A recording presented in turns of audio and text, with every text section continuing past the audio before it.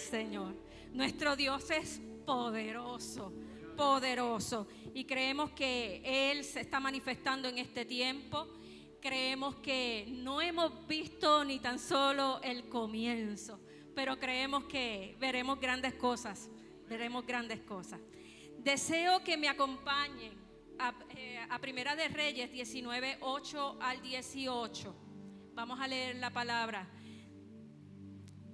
Primera de Reyes 19, del 8 al 18. Refiriéndose al profeta Elías, se levantó pues y comió y bebió, y fortalecido con aquella comida, caminó 40 días y 40 noches hasta Horeb, el monte de Dios. Y allí se metió en una cueva, donde pasó la noche. Y vino a él palabra de Jehová, el cual le dijo: ¿qué haces aquí, Elías? Él respondió: he sentido un vivo celo por Jehová de los ejércitos, porque los hijos de Israel han dejado tu pacto, han derribado tus altares y han matado a espada a tus profetas, y solo yo he quedado, y me buscan para quitarme la vida. Él le dijo: sal fuera y ponte en el monte delante de Jehová. Y aquí Jehová que pasaba, y un grande y poderoso viento que rompía los montes y quebraba las peñas delante de Jehová. Pero Jehová no estaba en el viento. Y tras el viento un terremoto. Pero Jehová no estaba en el terremoto. Y tras el terremoto un fuego. Pero Jehová no estaba en el fuego. Y tras el fuego un silbo apacible y delicado. Y cuando lo oyó Elías, cubrió su rostro con su manto y salió y se puso a la puerta de la cueva. Y aquí vino a él una voz diciendo: ¿qué haces aquí, Elías? Él respondió: es que he sentido un vivo celo por Jehová, Dios de los ejércitos, porque los hijos de Israel han dejado tu pacto, han derribado tus altares y han matado a espada a tus profetas, y solo yo he quedado, y me buscan para quitarme la vida. Y le dijo Jehová: ve, vuélvete por tu camino, por el desierto de Damasco, y llegarás y ungirás a Hazael por rey de Siria, a Jehú hijo de Nimsi ungirás por rey sobre Israel, y a Eliseo hijo de Safat de Abel Meholá ungirás para que sea profeta en tu lugar. Y el que escapare de la espada de Hazael, Jehú lo matará, y el que escapare de la espada de Jehú, Eliseo lo matará. Y yo haré que queden en Israel 7,000 cuyas rodillas no se doblaron ante Baal y cuyas bocas no lo besaron. Oramos. Padre, te adoramos y bendecimos. Te damos gracias, Señor, porque tu presencia está en medio nuestro, porque tu espíritu se pasea en medio de nosotros. Yo te pido, mi Dios amado, que seas tú en medio de esta palabra, Señor, que así como ministró a mi corazón, así ministre a cada uno de nosotros, Señor. Abre nuestros oídos para poder entender y escuchar lo que tú quieres decir en medio de este tiempo. Ayúdame, mi Dios amado, a que pueda ser tu bocina por la cual salga tu palabra con denuedo. En el nombre poderoso de Jesús te damos gracias. Amén, amén, amén. Pueden sentarse, hermano. Le damos gloria a Dios por su palabra. La reflexión de esta noche vamos a estar ministrando bajo el tema: un llamado al Selah. Deseo comenzar a realizar un pequeño resumen. Voy a tratar de ser breve, pero si no lo soy, ténganme paciencia. Así que vamos a tener un pequeño resumen de de la historia que muchos de nosotros conocemos, que es la historia de Elías. Elías era un profeta del Señor para los tiempos de los reyes de Acab y Jezabel. Ambos gobernaban sin temor de Dios, y Jezabel controlaba a su esposo, haciendo que levantaran altares a Baal y persiguiendo y matando a los profetas del Señor. Elías había visto cómo la mano del Señor lo protegía y había visto cómo Dios le había preservado la vida, mientras que a otros profetas habían muerto. Varios de los puntos que quiero resaltar en la historia de Elías fueron: él había declarado con su boca palabra del Señor y profetizó que habría sequía, que no llovería y que ni siquiera habría rocío. Y así sucedió. Luego de lanzar esa palabra de parte del Señor, Dios le ordena que se aparte, que se escondiera en el arroyo de Kerit. Y me puse a buscar, ¿verdad?, qué significaba Kerit. Y Kerit significa corte o garganta. Vamos hasta ahí. Dios le dio instrucciones que bebiera del agua del arroyo y que él mandaría la provisión por parte de unos cuervos, que allí le llevaría comida, que él le llevaría pan y carne 2 veces al día. Lo hacía por la mañana y por la tarde. Un animal le llevaba comida que para ellos era considerado impuro. Uno le tira pan a un pájaro y la reacción del pájaro es ir y comerse el pan. Sin embargo, Dios le cerró la garganta a esos cuervos para no hacer lo que era natural para ellos, porque Dios utiliza hasta lo irracional para suplir a sus hijos. Vimos cómo la mano de Dios obró y vemos cómo lo que Él habla lo cumple. Dios hablaba directamente a través de la boca de Elías. Pasado el tiempo, el arroyo comenzó a secarse. Él podía, viendo que la fuente que el Señor había preparado para darle agua se estaba secando, él podría haberse empezado a quejar. Él podría empezar a dudar. Pero él, aunque él la veía que se secaba, aún así, y sabía que eso había sido lanzado por una palabra que salió de su propia boca, él no dudó y esperó a la voz del Señor en ese lugar. Pero ya Dios había preparado otra fuente de provisión para él. Yo creo y entiendo que cada vez que estaba pasando Elías, estaba Dios también trabajando con su corazón. Porque nosotros podemos ser el más grande y aún así Dios va a seguir enseñándonos algo. Tenemos que tener, ¿verdad?, ese corazón enseñable de qué es lo que el Señor me va a estar tratando con mi corazón. Nuestro corazón va a terminar de ser tratado el día en que Cristo venga. Amén. Amén. Dios estaba tratando con su corazón en medio de todo, pero lo estaba protegiendo, y Elías obedeciendo a su mandato. Vino nuevamente la palabra del Señor en aquel arroyo y le dijo: vete a Sarepta, que había preparado allí un lugar donde una viuda lo iba a sustentar. Tal vez Elías pensaba que lo mandaba con una viuda rica, pero no. La viuda que lo sustentó era una que solo tenía un puñado de harina y un poco de aceite.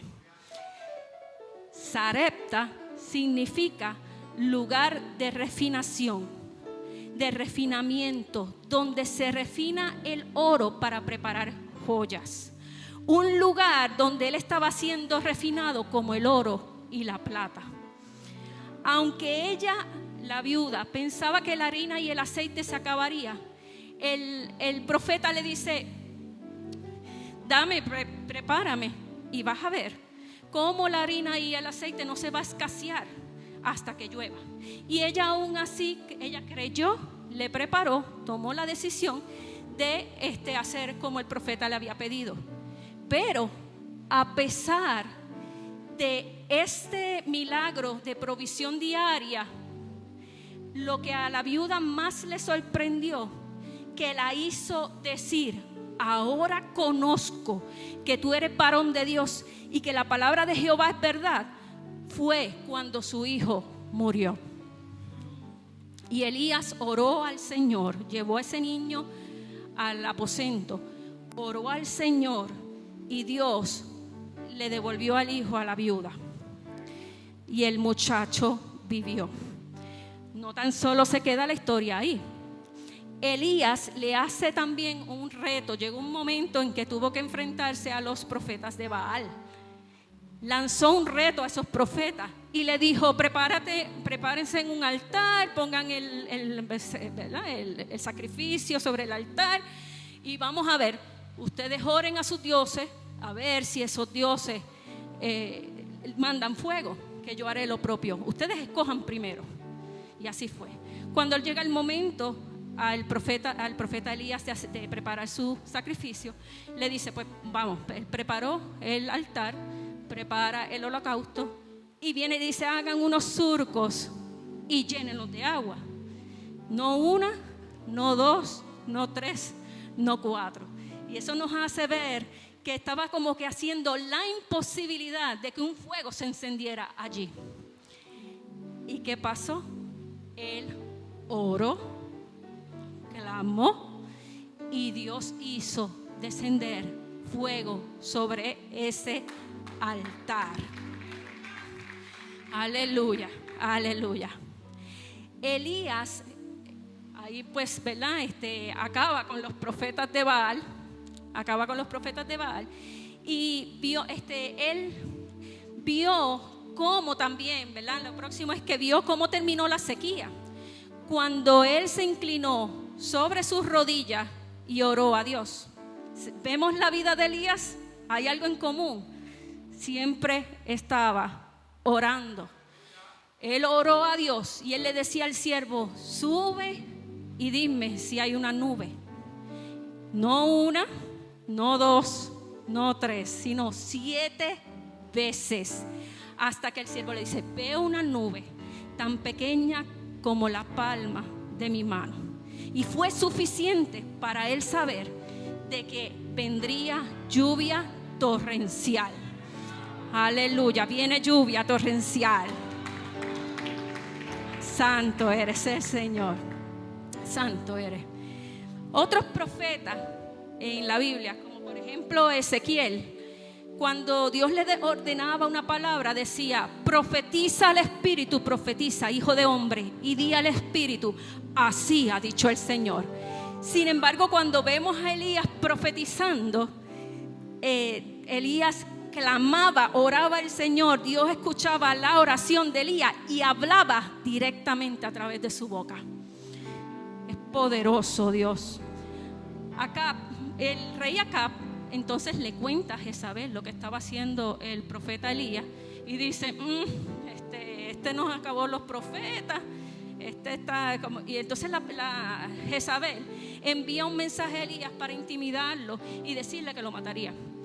A pesar de todo eso, aún con todo lo que había visto de parte de Dios, él se deprimió, tuvo miedo y pidió morirse.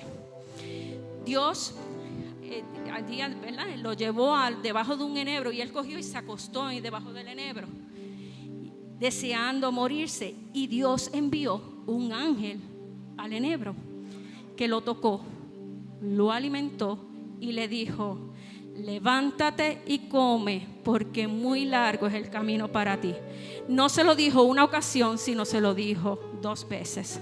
Ahí Elías se levantó y con aquella comida en el estómago pasa entonces un proceso de 40 días caminando, 40 días y 40 noches con aquella comida hasta el monte de Oreb, el monte de Dios, y allí fue donde se metió a la cueva. Amén. Elías tenía 3 cualidades que nosotros debemos imitar. Él era un hombre de fe, un hombre de oración y un hombre de obediencia. Sin embargo, vemos que se metió en una cueva, se sintió desesperanzado por el pecado del pueblo y porque pensaban que todos los otros profetas habían muerto y tenían miedo que lo mataran.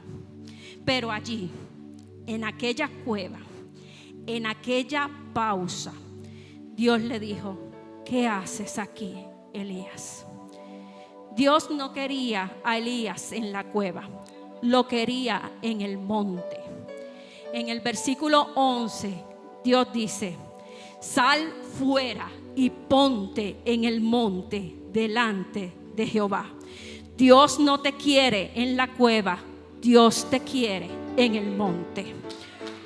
Dios no te quiere en la cueva, te quiere en el monte. En cada circunstancia que Elías pasó y cada vez que Dios cambiaba su dirección, había un momento de quietud en el cual él recibía las instrucciones del Señor. Es necesario que cada uno de nosotros tomemos un momento de cada día para ir al monte del Señor. En el monte del Señor, el Señor pasaba. Y dice su palabra que Dios no estaba ni en el poderoso viento, ni en el terremoto, ni en el fuego, sino que Elías lo reconoció en el susurro de la brisa apacible. Tan pronto como lo reconoció, se cubrió el rostro con su manto y se paró en la entrada de la cueva. Y la voz de Dios le dijo: ¿qué haces aquí, Elías?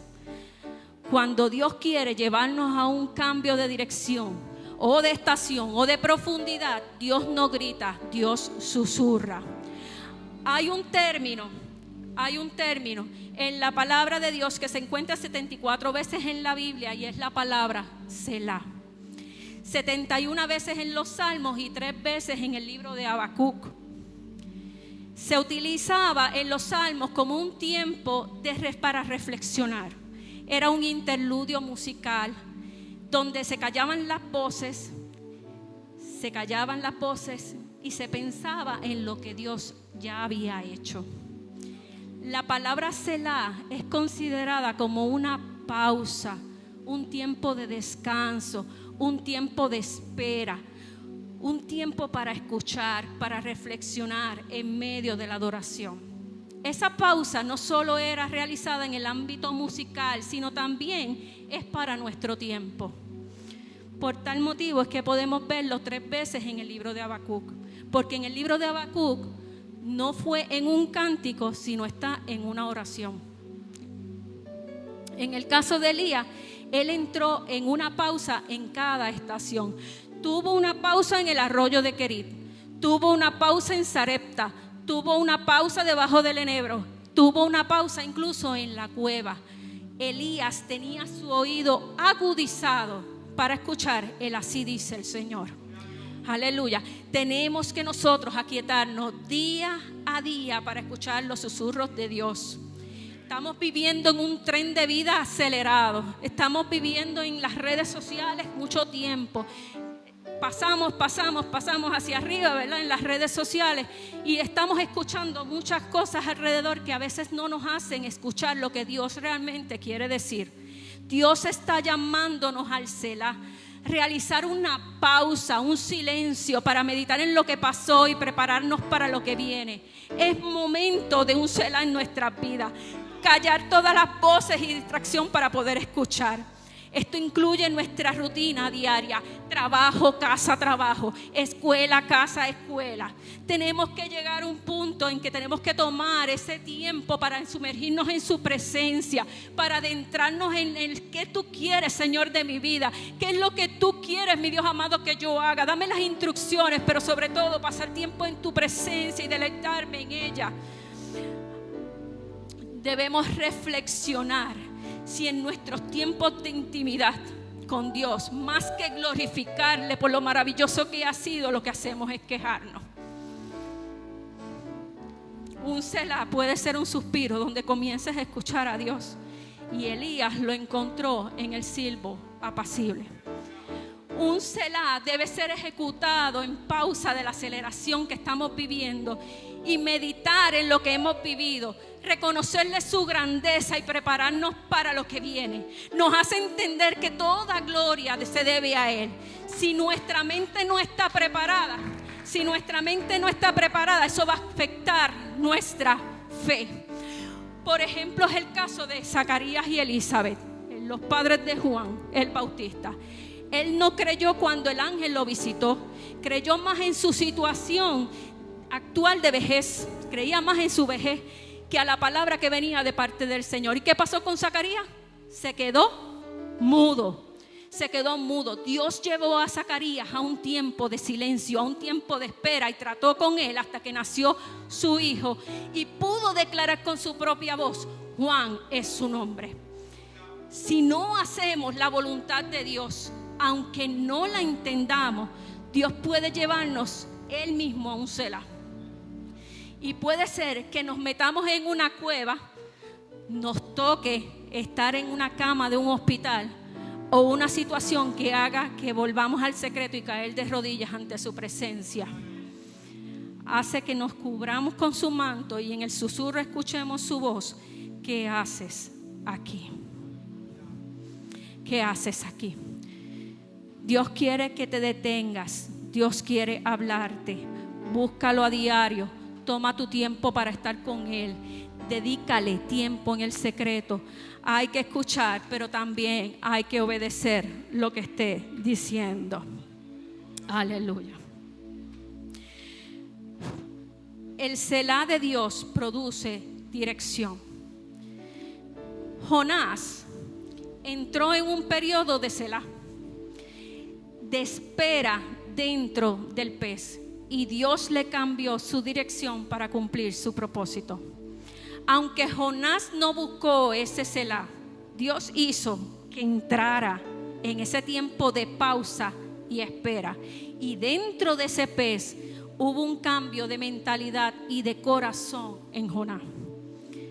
A veces queremos ser usados como Elías, pero actuamos como Jonás, queriendo evitar la dirección que Dios da y desobedeciendo sus instrucciones. Aleluya.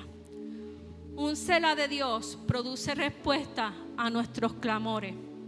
Quiero que me acompañen a Habacuc 1:2 y luego vamos a saltar al versículo 5. Habacuc 1:2.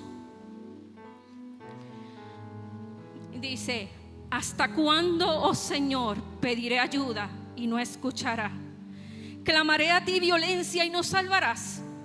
El profeta en ese momento hizo un reclamo a Dios. Estoy pidiendo ayuda, estoy clamando a ti, no me estás escuchando. Estoy desesperado por escuchar. Sin embargo, leemos en el versículo 5 la respuesta a su plegaria. La respuesta a su plegaria de parte de Dios. Mirad entre las naciones y ved y asombraos, porque haré una obra en vuestros días que aun cuando se os contare, no la creeréis. Dios a veces tiene que mantenernos en espera, porque si nos cuenta lo que va a hacer, no le vamos a creer y eso afectaría nuestra fe. En tu Selah, adora. En tu Selah, alaba. En tu Selah, glorifica por sus grandes maravillas, pero también en su Selah, escucha y se toman las instrucciones. Los tiempos de espera o de pausa son una preparación para lo que vendrá después. Y la manera en que vivimos en esos tiempos va a determinar cuánto tiempo vamos a estar en la espera. Que si es frustrante la espera, sí lo es. Mira, Elías, él quería morirse, pero Dios no quiere que en los tiempos de Selah sean frustrantes. Él quiere que nosotros nos fortalezcamos en Él y en la fe. Aleluya. Un Selah de Dios produce victoria. Victoria. Aleluya. Luego de la muerte de Jesús en la cruz, hubo un Selah hasta que resucitó al tercer día, provocando un cambio de dirección en la historia. Él en ese Selah quitó las llaves del infierno, le quitó potestad a las tinieblas, traspasó la muerte, se levantó en gloria, nos dio a su espíritu a los que creen en Él, nos capacitó a vivir como hijos de Dios y nos dio autoridad a nosotros, su iglesia. Un Selah de 3 días que provocó un cambio en nuestra historia, un Selah que produjo victoria sobre la muerte. Aleluya. Durante el Selah de Dios, tus fuerzas se renuevan. Durante ese Selah de Dios, tu visión se agudiza. Durante ese Selah de Dios, la unción se incrementa. Ir al Selah provoca que crezca nuestra fe para que se desate la provisión, los milagros y prodigios en nuestra casa. Se desata el avivamiento primero en nuestro interior y luego el avivamiento público. Es tiempo de ver qué es lo que nos está consumiendo tiempo y nos quita el enfoque. Luego de cada Selah se va una temporada y regresa una nueva, entra una nueva. Dios es soberano. Dios es soberano y los tiempos Él los controla.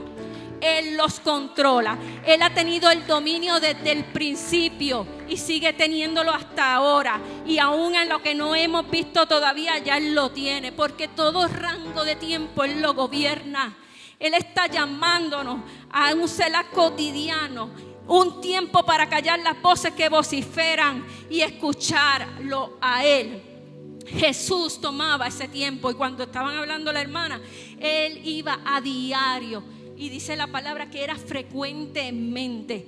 No significa que vamos a dejar de hacer nuestras funciones, vamos a seguir trabajando. Significa que yo subiré al monte por donde Él pasará y reconoceré su voz en el silbo apacible a diario. Hay que pausar nuestro tren de vida, reflexionar en lo que Él ha hecho, creerle y esperar en lo que Él hará.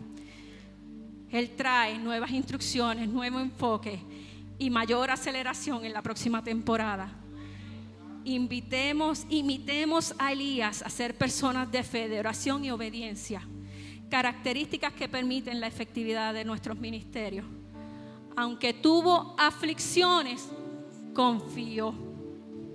Esperó en Dios y vio la contestación a cada oración y escuchó la voz de Dios en cada Selah.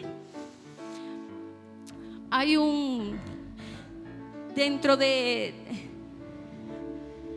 si vemos en la historia, Dios le da, cuando Él pasa el tiempo de la cueva, Dios le da las instrucciones de ungir a 2 reyes y a Eliseo. Eliseo iba a ser la nueva generación, la persona que iba a tomar las riendas cuando él partiera. Y hay un versículo bíblico que dice en Malaquías 4:5, lo voy a leer porque no se lo había dado a audiovisual.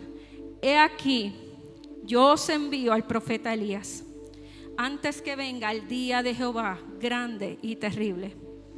Él hará volver el corazón de los padres hacia los hijos y el corazón de los hijos hacia los padres. No sea que yo venga y hierra la tierra con maldición.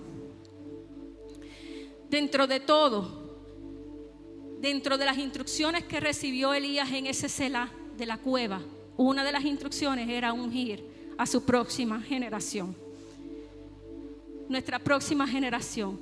Nosotros como padres tenemos que también ir al Selah a buscar la dirección para cómo criar nuestros hijos. Necesitamos ir allí para recibir la sabiduría de cómo lidiar con cada situación, dar el consejo oportuno cuando sea necesario. Pero también hijos también necesitan ir al Selah para poder entender cuando sus padres los reprendan y saber que la corrección viene de parte del Señor. Es tiempo de que uno de los ministerios de Elías se vea en nuestras vidas, y es volver nuestro corazón tanto primeramente al Padre y luego también a nuestros hijos y nuestros hijos a nuestros padres. Aleluya. Para finalizar, deseo dejarles el siguiente salmo, Salmo 46 del 10 al 11. Dice: estad quietos y conoced que yo soy Dios. Seré exaltado entre las naciones, enaltecido seré en la tierra. Jehová de los ejércitos está con nosotros. Nuestro refugio es el Dios de Jacob. Selah. Aleluya. Hasta aquí mi parte. Dios les bendiga.